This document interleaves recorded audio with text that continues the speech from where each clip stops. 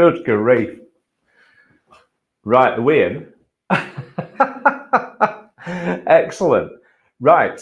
Okay then. So,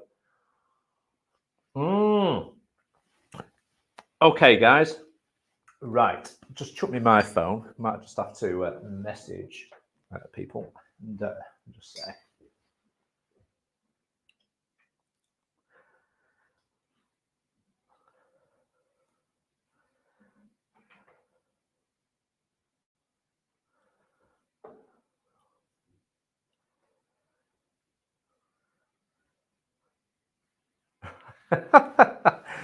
Hey there.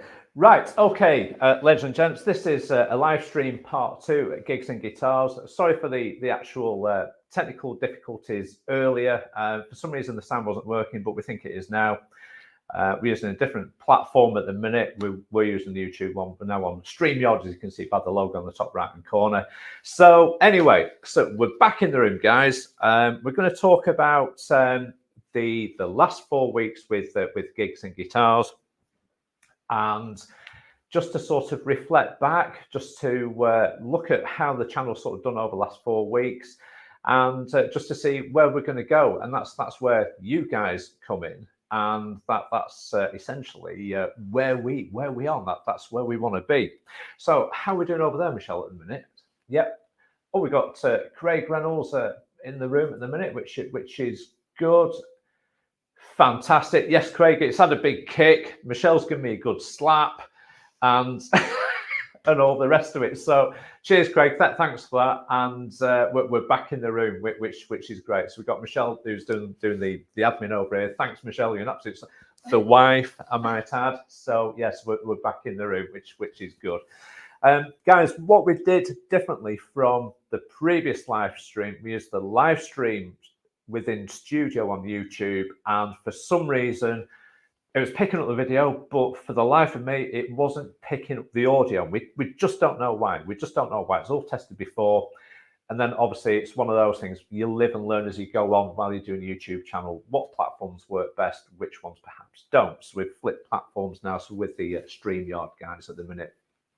Okay, so this is B practicing her chops. Yes, well, actually, she's just made a fantastic stir fry as well, haven't you, Michelle? So yeah, so we just had a salmon stir fry, not quite a chop suey, but yeah, almost there. So, but yeah, Michelle's karate background, she might be giving me a chop suey later on anyway. Okay, so where have we been this last 4 weeks? Well, to be honest, just to recap from the previous attempt at tonight's live stream, we did a deep dive review on the Boss Blues Driver pedal in general. I also did a naked guitar version of the Blues Driver, which was, I think it's about a 10-minute improvised guitar solo. It was one take, and really just to put the actual pedal on its, what I thought was its optimum settings, and just have a jam along with it, really. And we put the black strap through it, and we also put the gold top through it as well. So that's what we did, and I think it came out quite well. I mean, as with everything, with like a one-shot live recording, you're sort of, I don't know, 6-7 minutes in, and there's a few things that pop up. One of those could be you end up with a mental block, you run out of ideas on what to do, what to play. Sometimes you can end up in a little bit of a rut. And there were 1 or 2 mistakes in there as well. But I'm not bothered about that. This is what it's all about. It's all about the journey of enjoying your instrument. And Craig's mentioned earlier today is starting up his own YouTube channel, which is great. He's been out on his bass guitar on his Facebook feeds at the minute. So Craig, you're basically doing what I was doing, say, 4 years ago when I started this channel. And if I can help you in any way, then yes, I'd like to help you on your journey. But as you mentioned on your Facebook page today, it has to be enjoyable, which is essentially what it's all about. So, but yeah, thanks for the mention about the great review. To be honest, Craig, that's really appreciated. So what I'm trying to say is, when we're going back to the naked guitar sort of videos, they are a one-hit improvisation. I'm not a professional musician. I'm definitely not a session guitarist. I just like playing guitar, and I like to try and do the best that I possibly can do. And naked guitar is, as it's themed, you are basically vulnerable to mistakes or things going wrong. And that's what it's all about. I don't tend to sort of rehearse the nth degree to put out a 20-second clip of me playing perfectly. That's not what I'm about. It's all about playing from your heart and just enjoying it, So, and that's what it's all about. So we've mentioned the Boss Blues Driver's pedal. We'll come back to those in a minute as a bit of a topic. In the last 4 weeks, we've also interviewed Jesse Smith, which I thought was I thought it was really interesting. He's a really interesting guy. He's from London. If you don't know him, check him out. Is doing stuff with touring shows such as, like, I think it's the London Symphonic Rock. I think it is, from what he said. I think it's had a rebrand. It might be called something else at the minute, but it's essentially the same sort of product. But it's I think how he mentioned it was they're playing all the hard hitting sort of AC/DC tracks and classic rock, but with an orchestra on a violin. So the guitar solos are taken up by somebody probably playing a stringed instrument of some sort, which isn't the guitar, but it might be a cello or something. So that's quite interesting. So obviously we did the interview with Jesse Smith. Beg your pardon. Jesse Smith is currently, I think he's in Edinburgh tonight, and I think it's probably either his second or his third gig of his current tour, and he's currently in Edinburgh tonight doing his show, which is pretty good. Now, Michelle and I, we've got tickets for that show coming up. I think it's towards the end of July, which is in Salford, so we're going to pop over there and watch Jesse Smith's show, because, I mean, his vocal talents are absolutely brilliant. He can do the Brian Johnson. He can do Steven Tyler very, very well.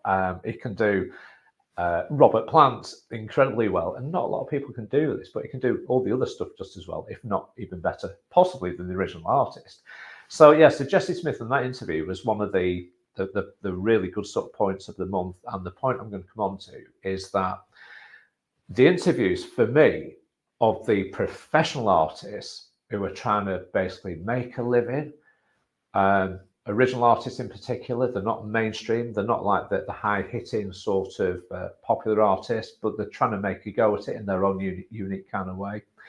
These are the people that I want to know and understand about what is the motivation behind writing the music, what gets them out of bed each and every single morning to basically perform, to try and open doors, to get their music out there. And it's music that nobody's yet discovered, and it must be really hard work. I mean, when you're talking about YouTube channels like this is small sort of stuff in comparison, but when you're trying to make a living, I'm not trying to make a living out of this by any means at all. In fact, we've made nothing but loss over the last 4 years, I can tell you that.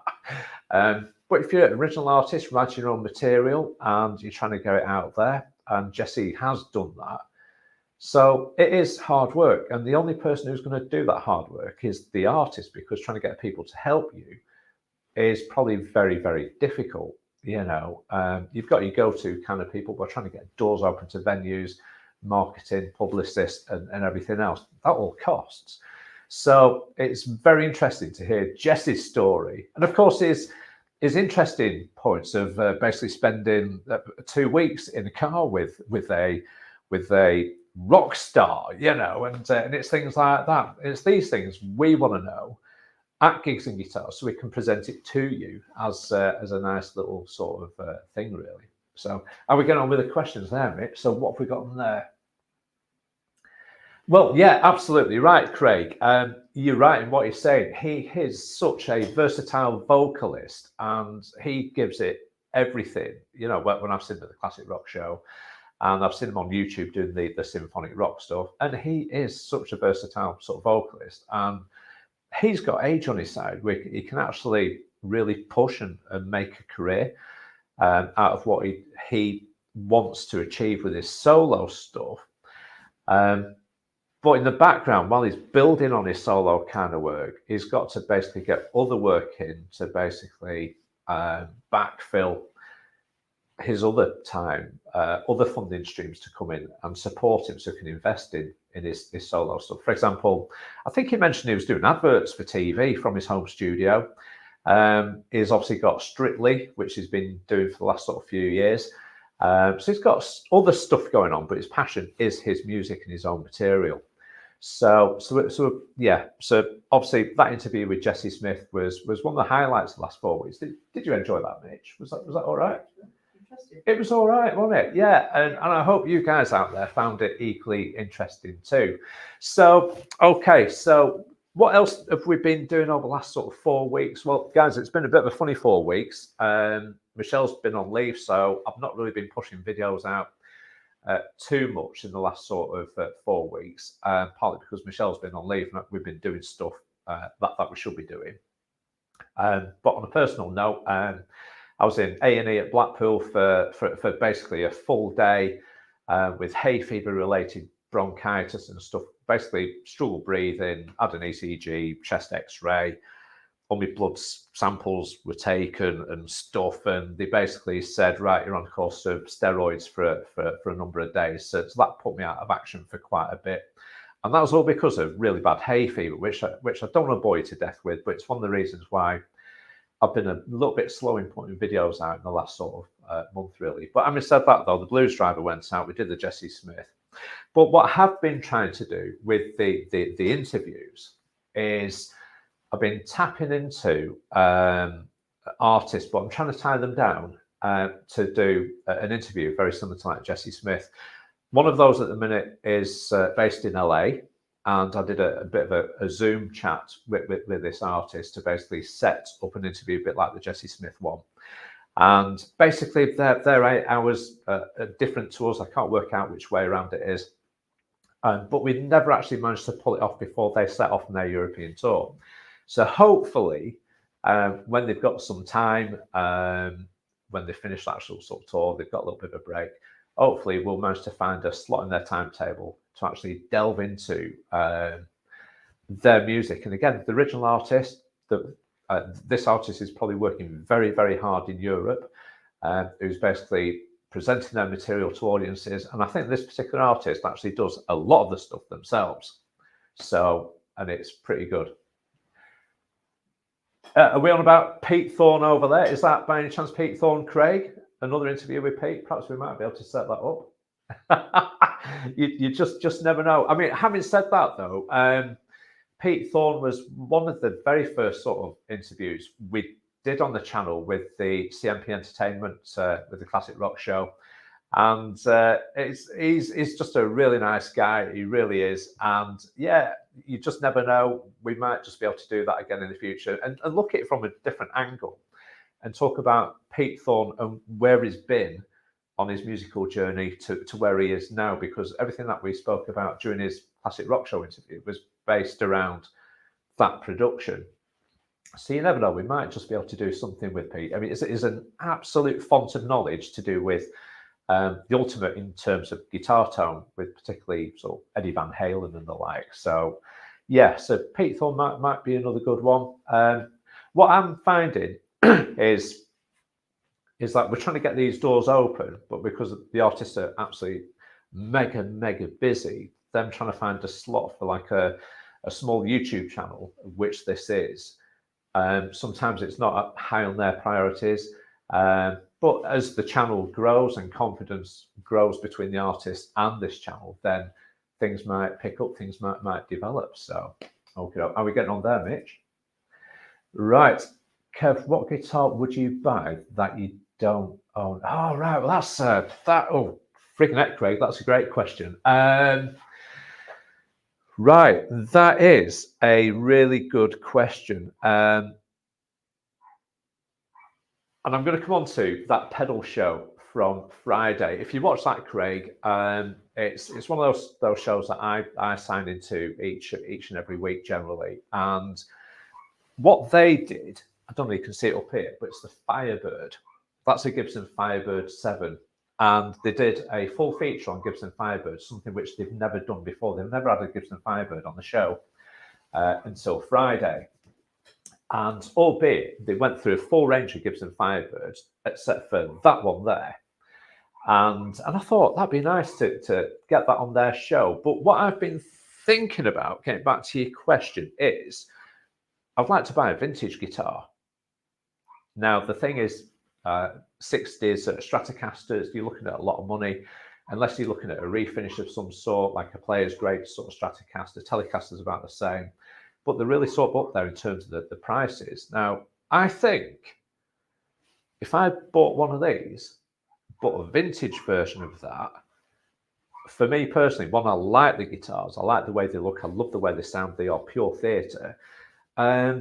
Nobody's really cottoned on to the Gibson Firebird things in terms of, say, for example, in terms of popularity, and they made far less of these than they did in terms of like your general sort of Gibson Les Paul standards in the same kind of period. So like the 59s, the 60s, and of course these came out, I think it was 63, 64. They didn't last long, far too complicated to make, cost a lot of money to make.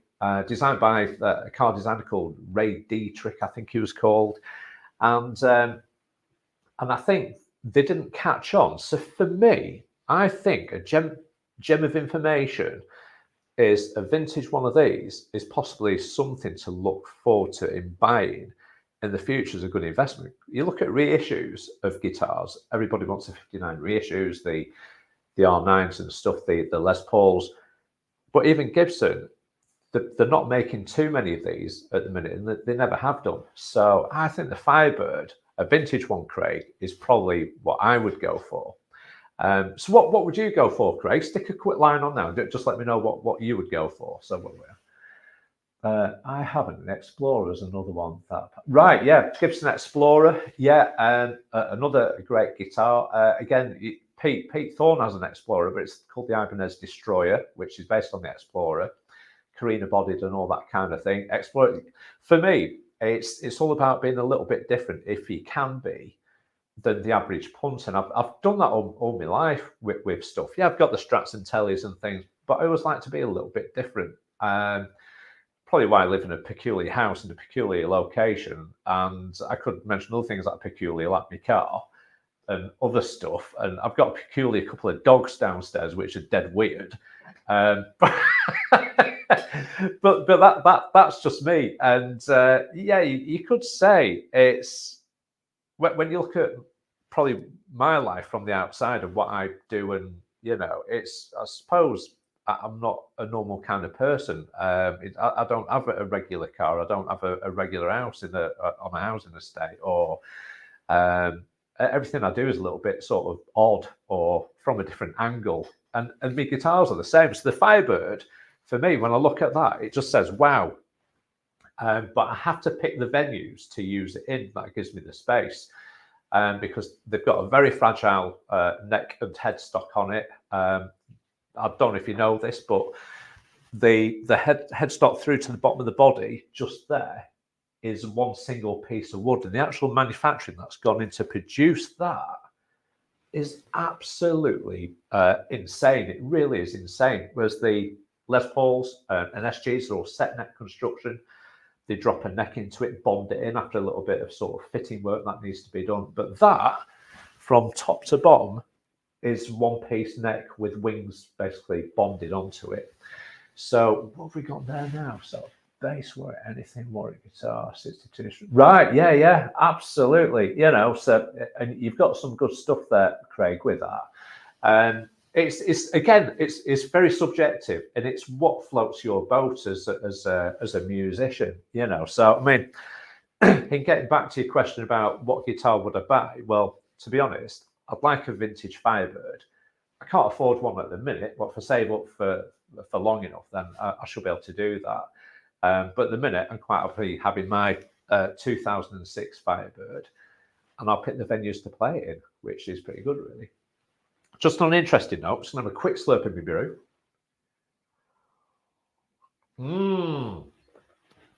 Cracking. Right. Carl Longbottom of Carl Longbottom Guitars dropped this off the other day.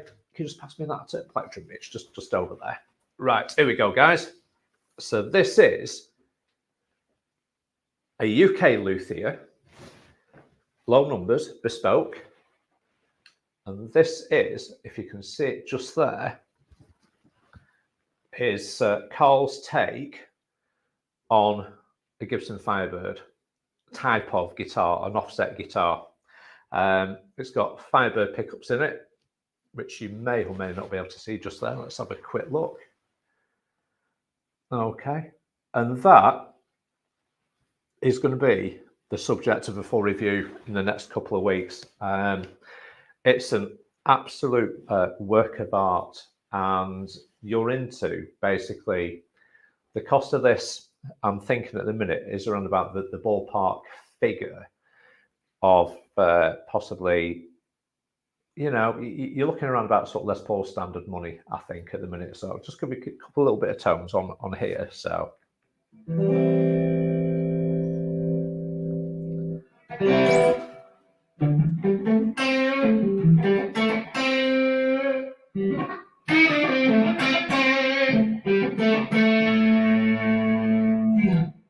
I have to say, it sounds pretty good. It plays very well. In fact, my son was over the other night, and Colin just dropped this off, and we picked this up. We played this, and we played the Firebird. And to be honest, this is great.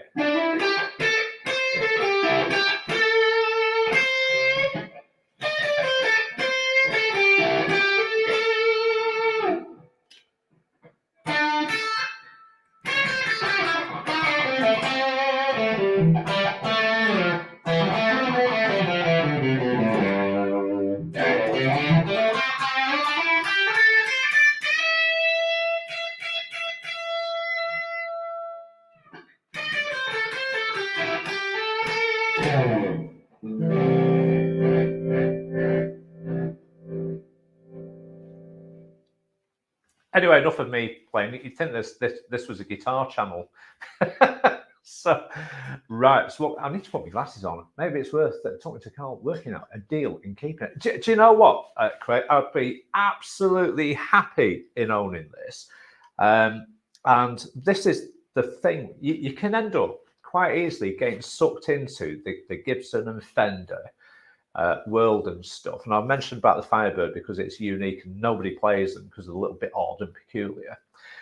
But when you speak to, say, for example, like Carl, who's handcrafting these in his workshop by hand, there's no CNC machinery. It's just a beautiful little guitar. It is. And I don't know whether you can see it on the back, but the flame on the back, I don't know whether you can see that. I'll do some proper shots when I do the review, guys. But it is a work of art, and it's just so nice to play. And unlike a Firebird, which is unbalanced and top heavy with a heavy headstock, this is it. It's just absolutely spot on, to be honest.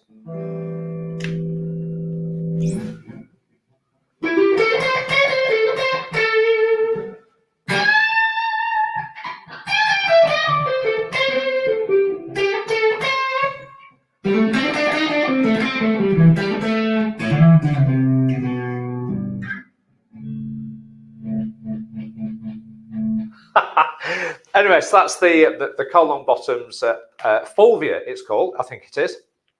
And all his guitars are named after vintage and classic rally cars.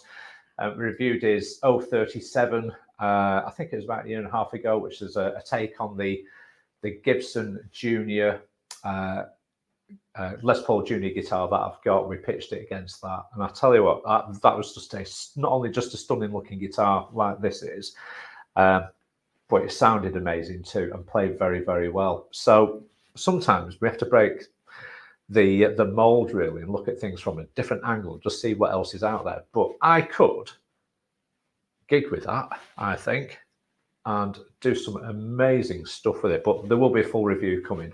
So, okay. So in terms of, say, for example, like what time are we on now? Say 1:45. We'll give it about another sort of 10 minutes because we had 10 minutes of mucking around with the sound and stuff. You okay with that, Mitch? Yeah. Okay. So, all right, here we go. Right. Told last night I went guitar shopping and I didn't mind to get my mate to buy a Squire. He came home with that. Yeah, well, that's it, you see, because you could, like I said, buy a Squire or an Epiphone from like the Gibson sort of family of guitars, or like I say, break the mold. You know, you're right what you're saying. Yamahas, Ibanez. There's loads of sort of guitar manufacturers out there who are not a Fender or Gibson that deserve to be looked at, and a lot of these are producing fine instruments. So, and yeah, and I've just seen that James Berry is online as well, and that's my son. Hi, James. Hope you had a good day at work today. And James, you were playing this the other night, and it's a cracking guitar. So yes. So yeah, but getting back to your question, sort of, Craig, with the alternatives that are out there, nobody appears to be making a rubbish guitar these days like they used to do about, say, 30, 40 years ago. They're all playing, you know, even the mass-produced stuff, they're all made in Korea, China, wherever, and they're generally pretty good guitars from what I've seen. Now, sometimes Fender and Gibson actually make expensive guitars, and sometimes, you know, that's where the affordable guitars sort of come in and probably sort of equally as good as the factory custom shops. So it's an interesting kind of concept. I mean, say for example, we did the review. In fact, James is online at the minute. Yeah, wonderful instrument. I want one so bad. James, you're a multi-millionaire. Just ring up Carl Longbottom. He'll make you one. He'll have it done by Friday. So just getting back to, in fact, my son's guitar, it was the Fender Stratocaster, which is the Road One Vintera series. I mean, I think that was 500 quid James paid for that. Oh no, sorry, me and his mum paid it, £500. And again, it's made in Mexico. It's not a custom shop, but it plays very, very well. It sounds very, very nice, and it looks great. Nitro finish on it. You don't have to bust the bank to buy a nice instrument. You know, when you look at, say, for example, if you wanted to buy a Peter Green Les Paul made by the Gibson custom shop, which has basically then been sent off to the lab there to have all the relicing done, I think you're into like £30,000+. I think I've seen figures of £37,000. I'm thinking it's just immense. And I thought about the signature guitar stuff myself for a long time. You can buy a signature guitar that your idols tend to use, whoever that may be. And I'm thinking, you can pay a lot of money for these. And I'm thinking, just get your own guitar, nothing special, just use it, play it and enjoy it. And that is your signature guitar of yourself, rather than buying a signature guitar of a famous personality. I don't know whether that makes sense or not, but you can spend a lot of money on signature series guitars, particularly like the Greenie Les Paul, which do cost a lot of money. In fact, it's all, if you're going to buy a decent car these days, you're into the similar sort of territory like a new car.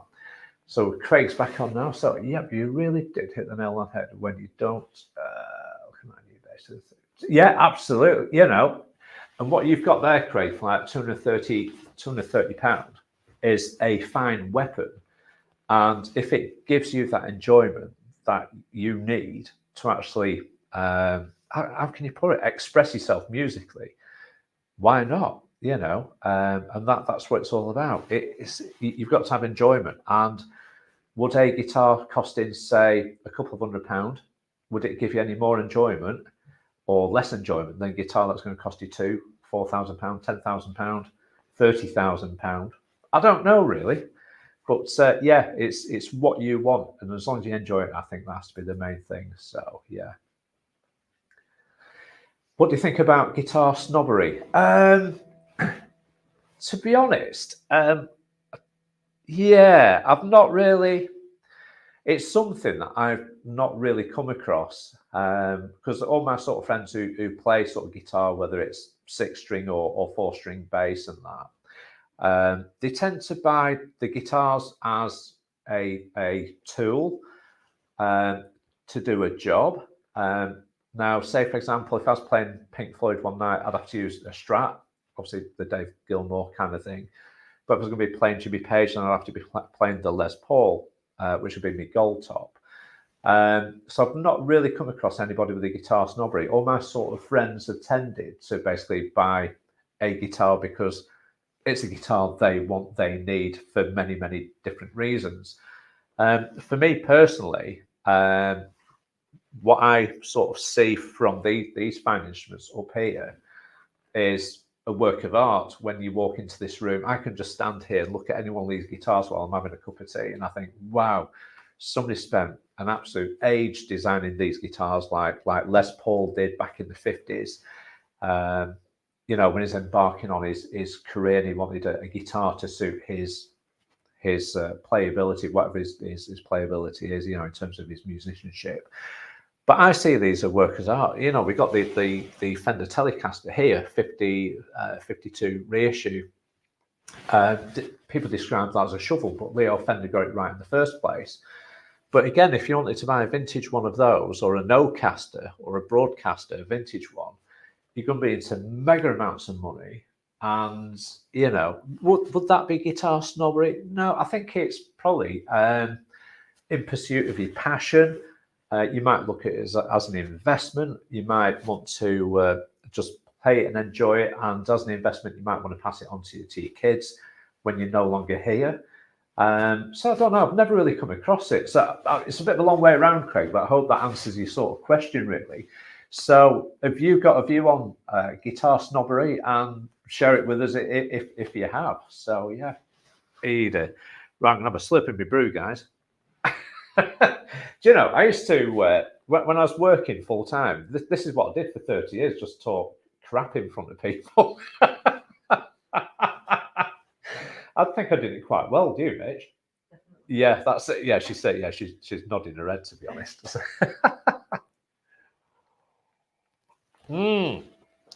Excellent. So, okay.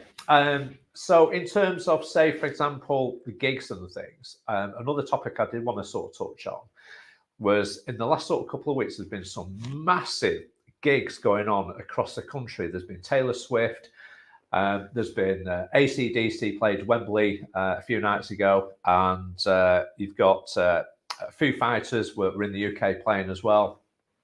And I'm thinking that the BBC sort of presented a little bit of a thing on this the other day about value for money. It started making me thinking about things I thought about in the past.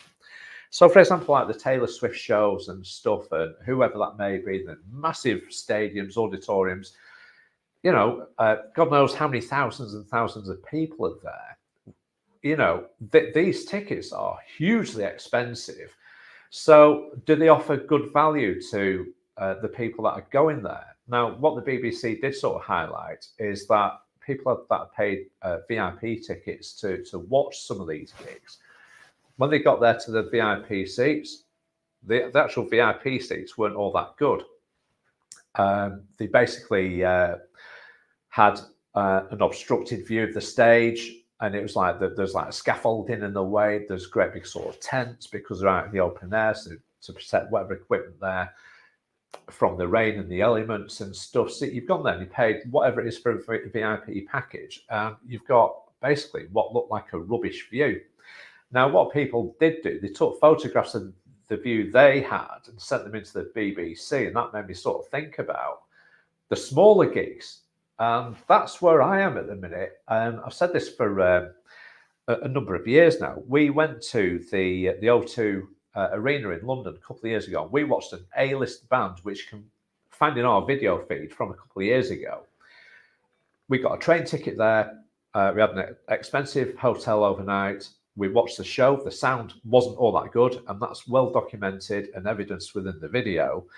And we came away from that thinking that wasn't actually all that good, the show, and it was an expensive couple of days away. It really was expensive, and you're saving up for this stuff.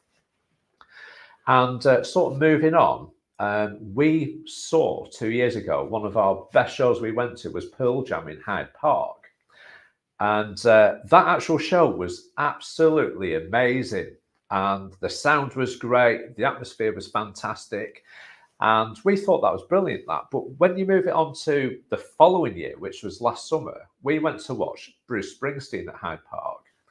And we were sort of halfway down the parts. We're not really in sight of the stage all that well, because there's a great big raised area in front of us. We couldn't see around it. So you're relying on the screens. Now, there was a delay between what was the sound was going to be on the stage and the sound reaching us. There's obviously a significant delay. And the screens that we were watching halfway down the actual sort of Hyde Park weren't in sync with that sound. And it was a bit like, what are you doing? Pearl Jam got it right the year before. Why has Bruce Springsteen not got it all that right, all that well? And that for us was a bit of a letdown, because the people at the front of the stage can actually see the artist singing, and it was all in sync with the music because of the distance they were away from the stage. But us further down the actual park, all the audio was out of sync with the videos. We thought, oh, this isn't all that good. And to be honest, again, it was a train journey down, overnight hotel, the tickets for the gig, train back. You're into an expensive weekend. So you mentioned on there, Taylor Swift, very quick clothing alterations. Right, I'll take it. I mean, to be honest, I wasn't actually there. I've just seen bits on news feeds and stuff, but I mean, I can only. You're on about a one-legged suits, I think. Oh right. Oh right. So sorry, just a bit behind you there, Craig. It's Michelle's just from. What's that? Oh right. Does Han Solo got it? Come on, let's put Han Solo on. Let's have a look. Let's have a quick look. Yeah, that's. Oh, sorry, it's Han Solo. So tell us very quick. Sorry, Han Solo. So my apologies. I need my glasses on. I can't see the screen from where I am, to be honest. So yeah, love it. So yeah, so getting back to like the shows with like Taylor Swift, the Foo Fighters, and I believe our bass player in the band. Went to see the Foo Fighters, and he posted a couple of photographs on his Facebook page. And I saw these and I thought it looked a bit of a grimy, murky kind of bit of weather. You're outside. And I thought, yeah, did they enjoy the gig? Anyway, we had a band rehearsal a few nights back. And yeah, he said the sound was great. He said it was a fantastic gig up until they did like a 20-minute sort of improvisation, which meant nothing really to anybody from what he said. In fact, everybody in the mosh pit immediately in front of the band was just like that, apparently, just sort of watching it. And I think it lost its pace. Now, the Foo Fighters have got a huge library of material that they can obviously sort of tap into. And again, you've got to think about is it good value? Now, on Friday night just gone, Michelle and I, we went to watch a local band called Brewster, very close to Blackpool. Literally, this is from one extreme to another, which is what I'm trying to portray here. So we've basically done a 5-minute drive from the house to a venue very close to Blackpool, and we had a cracking night. We were there for around about sort of 9 o'clock. The band had just started the first set, and we left that venue just after midnight, and we had a brilliant night. And it was a local band playing, obviously, cover music, but to a really good standard. And we really enjoyed it. And we've not paid for a hotel room. We've not got a train to London. And the band had a great sound. And it's the sound for me which really makes or breaks a band. It really is. And then after that, it's got to be like the performance and the stage show and everything. But what I would say with this sort of local band, it was basically, how many was it? 1, 2, 3. It was a 4-piece band. So you've got basically the singer playing, he's playing the Les Paul. So he's doing a lot of the rhythm guitar work, but he's equally doing some lead guitar work. Then you've got a friend of mine called Neil, who's basically playing lead guitar. He's got Les Paul. And then you've got the bass player, end of, we know what bass players do, and they do a good job. They're there to hugely important in terms of rhythm and syncing in with the drums and stuff. But the point I'm coming on to was the sound balance was perfect. And even more so, when I get disappointed watching sort of bands and stuff, is when the guitar tones aren't natural or they don't quite sound right. Now, Neil basically had a Les Paul and he had it plugged into a Mesa Boogie head with a cab. He didn't even have any effects pedal board. He was just using the 2 channels just as it was. So I was hearing raw Les Paul guitar. The singer was doing the same, but through a Marshall head and a Marshall cab. And it was just almost like it was an organic experience. And when I spoke to Neil sort of during the night, I said, Kev, he said, I've done all the pedal board stuff for years. He said, I don't want the distraction of hitting pedals. All I'm using is my volume pots, and I'm just using the 2 channels on the amplifier to give me the tones I need. And to be honest, it was very, very good. Now, when those guys were playing their rhythm kind of stuff, and they're doing all the sort of the AC/DC,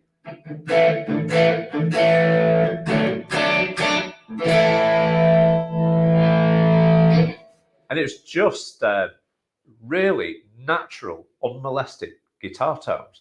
And you could hear all the highs, and you could hear the dynamic range of tones throughout the actual sort of guitar playing that they were doing. And yeah, they played some covers that have been worn out over the years, but hey, it doesn't matter. But they played some really good stuff. And one of the favourite tracks of the night they did was Rolling Stones' "Miss You," and we were going to do that in our band, but for some reason we've never really we never got round to doing it, to be honest.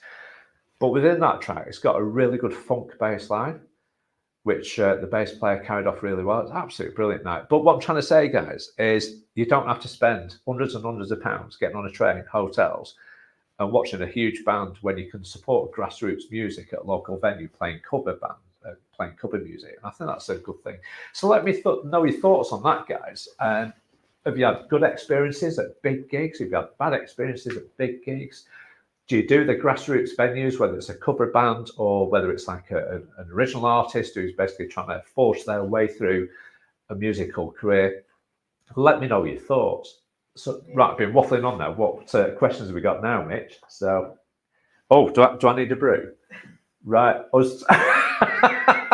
Yeah, cheers, James. Yeah, it's always time of the day for a brew.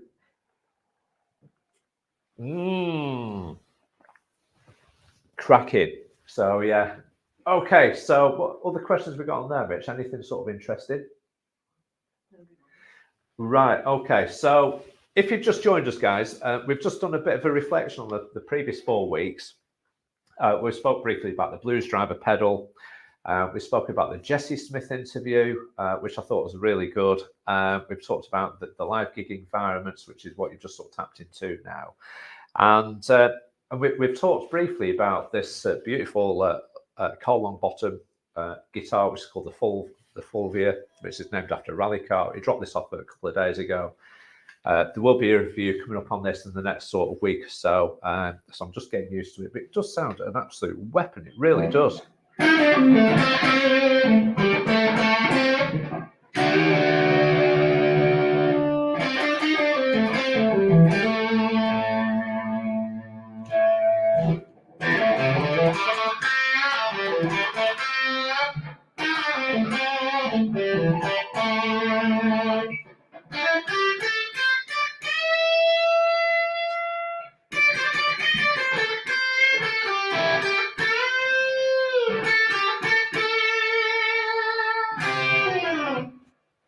And it's great. Yes, there'll be a full review. I'll be talking about the pickups, what it's all made out of.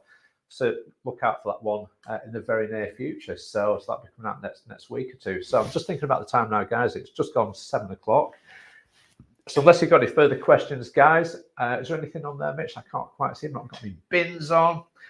Now, I think we'll wrap it up. But before I do, guys, many apologies about the start of the live stream. For some reason, when we did it through YouTube, it wasn't picking up the audio. Thanks for sticking with us, because we've moved on to the StreamYard platform to do this tonight. And I'm glad you're still here, to be honest. But yeah, thumbs up, everybody. Thanks for sticking with it. And we shall see you very soon. And we'll get some videos out in the next couple of weeks. So leave some comments and let me know what you'd like to see on the channel, because like I said, I'm doing this just purely out of interest, but there's something you want to see in particular, let me know. We'll see if we can do it. Right, enjoy your Sunday evening, guys, and we'll see you on the YouTube platform in the next few weeks. Cheers, everybody.